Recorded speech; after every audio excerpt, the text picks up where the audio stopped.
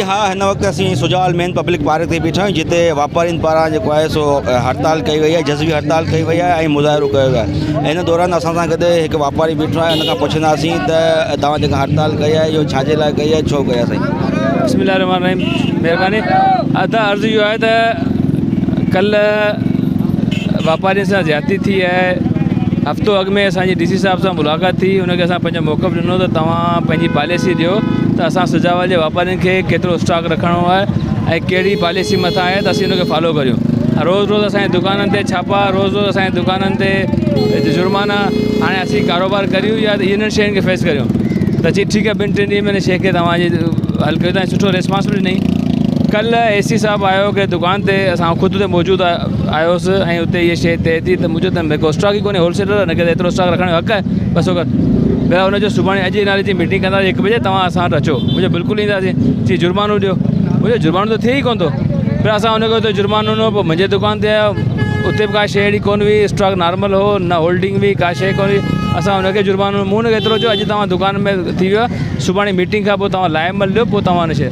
पर हुनजे बावजूदि शहर में आयो, दुकान सील कई। चई अञा ॿिया दुकान सील थो करियां। मुंहिंजो पोइ तव्हां दुकान सील न कयो, असीं पंहिंजो कारोबार बंदि था करे छॾियूं। जेके असांखे इज़त सां कारोबार करणु नथो ॾिनो वञे त हिन खां बहितर असीं बंदि करे छॾियूं। असांजो हुन एहतिजाज जो मक़सदु इहो आहे त वापारियुनि खे हिकिड़ो रस्तो ॾिनो वञे, इज़त असां कारोबार करण जो हिकिड़ो हक़ु ॾिनो वञे। इहो बेइज़ती वारो सिस्टम जेको बार बार दुकाननि जो, इन शइ खे बंदि कयो वञे। हिते हर क़िस्म जी जेका बि थिए पई तव्हांजे अॻियां आहे। बाक़ी हीअ जेका शइ आहे, असुलु असांजो एहतिजाज इन ई शइ ते अॼु हड़ताल थी आहे। असां अॼु वरी राति जो पंहिंजो लाइमल ठाहींदासीं, पंहिंजी मीटिंग करे वापारी खे वरी एतमाद में वठंदासीं। असुलु शइ आहे त तव्हां जेका रेट आहिनि तव्हां असांखे रेट ॾियो, असीं उन ते पाबंद आहियूं। पर ॾियो त सही, का शइ तव्हां अचो ख़ाली छापा आणो था ऐं गैर क़ानूनी पैसा वठी वञो था, इन जे ख़िलाफ़ु असांजो एहतिजाज आहे। का रसीद कोन्हे। असां इंतज़ाम आहे कि इहो चवनि था त असांखे तव्हां तहफ़ुज़ ॾियो ऐं असांखे इज़त सां पंहिंजो कारोबार करणु ॾियो। बस ठीक है। बिस्मिल्लाहिर्रहमानिर्रहीम।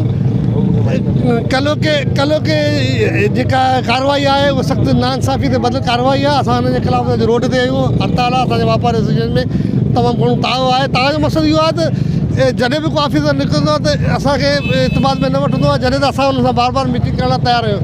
हालिया सिचुएशन इहा आहे, कलो के जेका कार्रवाई आहे वो सख़्त नाइंसाफ़ी ते बदल कार्रवाई आहे। असां हिन जे ख़िलाफ़ रोड ते आहियूं, हड़ताल आहे। असांजे वापारी एसोसिएशन में तमामु घणो ताव आहे। तव्हांजो मक़सदु इहो आहे त जॾहिं बि को ऑफिसर निकिरंदो आहे त असांखे इतमाद में न वठंदो आहे, जॾहिं त असां हुन सां बार बार मीटिंग करण लाइ तयारु आहियूं।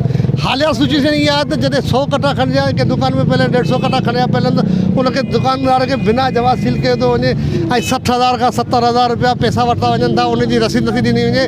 वापारियुनि खे जेके शरीफ़ इंसान शरीफ़ वापारी आहिनि उन्हनि खे गले मां जले मोबाइल में विहारे थो वञे। असां सभु वापारी हिन ॻाल्हि ते आहियूं त उसूल सां ऐं इज़त सां वापारु कबो, न त न कबो। दुकान बंदि करण खे असीं तरजीह ॾियूं था। हिन वापारी जे हरकतनि खां बहितर आहे त असीं पंहिंजो वापारु बंदि करे, दुकान बंदि करे घर वञी वियूं। वरी महिरबानी तव्हांजी। जी हाँ, हिन वक़्तु जेको आहे सो मुज़ाहिरो जारी आहे। उन्हनि मुतालबो कयो त वापारियुनि सां नाइंसाफ़ी बंदि कयो वञनि ऐं न त ॿी सूरत में असां पंहिंजा कारोबार बंदि रखंदासीं। कैमरा टीम सां गॾु इमरान अली, इबरत न्यूज़, सुजावल।